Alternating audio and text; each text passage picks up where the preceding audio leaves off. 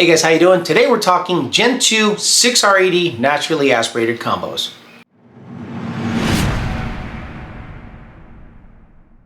So, you got yourself a Gen 2 6R80 Mustang, one of the better platforms to build off of, but you want to go as far as you can all motor before you stuff a Whipple, ESS, turbos, or whatever on it. So what I'm going to talk about is the easiest ways to get this car into the 12s, then the 11s, and then the 10s. So you're gonna need a tune right off the bat. Why do I say that? Well, the shifting on Gen 2 6R80s gains so much over the stock calibration that is the most noticeable difference you'll feel. The stock rev limiter is 6850, and you really need to string this car out to make good gains naturally aspirated. So if you have a bone stock Mustang that's not highly optioned, I'm saying base seats, non-shaker setup, I think you can get this car into the 1280s with just a tune on pump gas with the stock manifold, stock cold air, stock. Just a tune and 93 octane should get you into the 1280 range with the stock 315 gears, stock converter, but we're shifting it, let's say, at 7250 or 7300 RPMs as opposed to the 67 or 6800 RPM factory shift points. Now, we can talk about going right into the 11s, or we can stay in the 12s a little bit.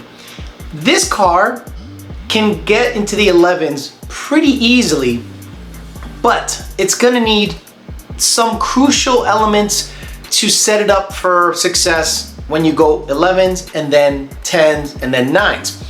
So in my opinion, you gotta get free flowing exhaust on this Coyote. That's right, almost every video I've referenced, free flowing exhaust is something you have to do. We are racing here. We are setting you up to go racing, especially quarter mile racing. So we have to get freer flowing exhaust, whether that's a set of ultimate headers or kitty cat deletes or whatever you wanna put in there. You have to free up the exhaust flow so that this car can make close to 15 or 20 rear wheel horsepower gains from that mod alone. It's really substantial because if you look at the stock manifolds and the stock cats, there's a lot to be gained there.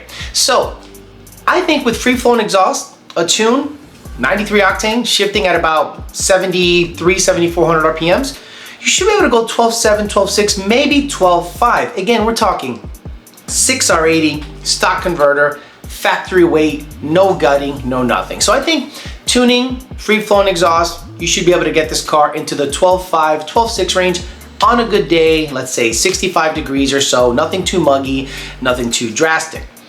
Now let's go 11s, and we're gonna basically take everything we've done to go 12s and carry it over into the 11s.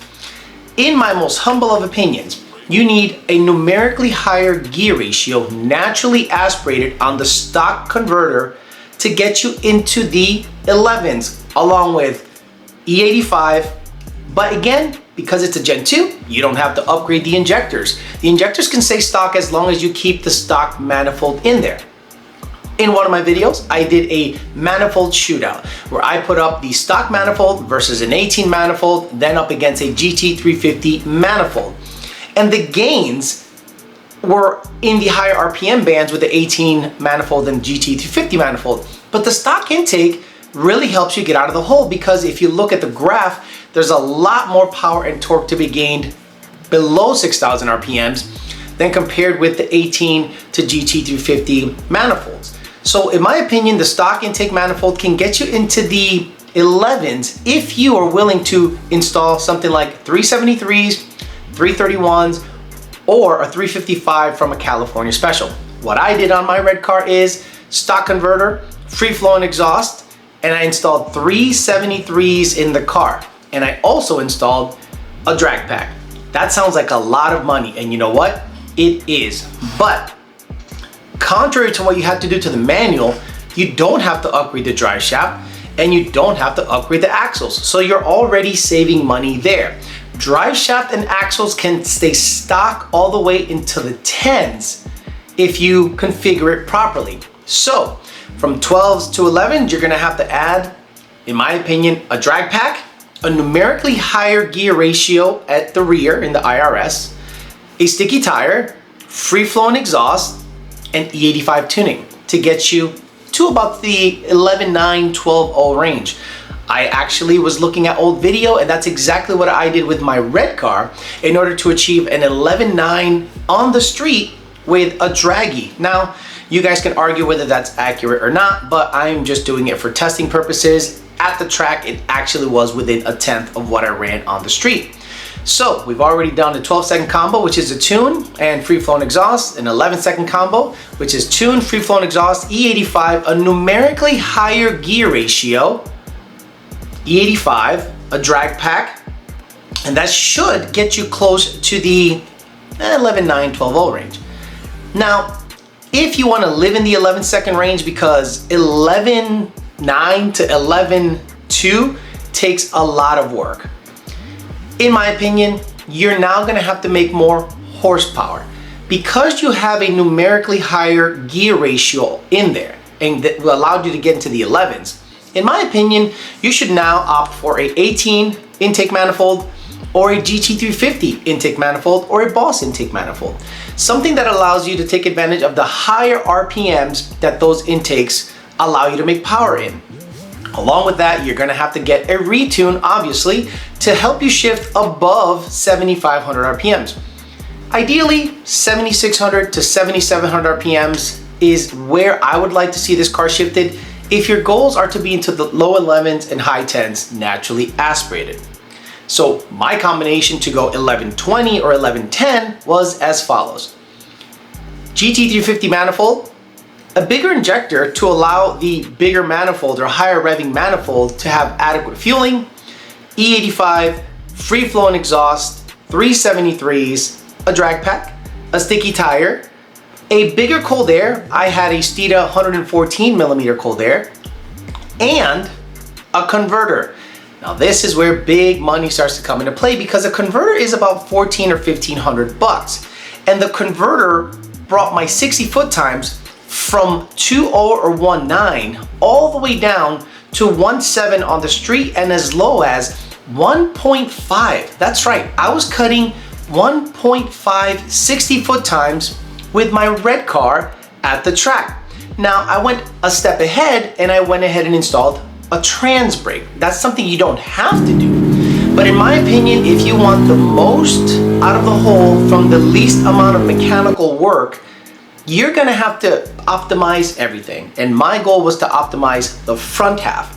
So my red car was running 1120, 1110 consistently with literally bolt-ons, manifold, converter, free-flowing exhaust with weight reduction. Okay, I did take the passenger seat out and I basically dumped the exhaust right after the suitcase.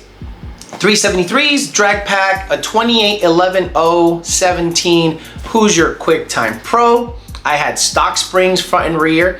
The car did not have any crazy suspension mods. Stock axles, stock drive shaft. Yes, you can get into potentially the 10s with stock axles, stock drive shaft. Now, that's one thing I did not do on my red car. Let's get into the 10s. If I wanted to get into the 10s with the red car, the next step was probably getting a drive shaft and maybe axles. Now, the reason I say the drive shaft might have benefited me is basically rolling weight. The drive shaft, the stock factory drive shaft, is 2-piece with a center bearing and very heavy. So you're gonna basically try to turn that heavy drive shaft to make power, whereas an aluminum drive shaft is lighter, so that rotational mass is taken away, and you should be able to see performance gains based on that rotational mass. Now, getting into the 10s is a similar combo: high numeric gear ratio, E85, converter, free-flowing exhaust.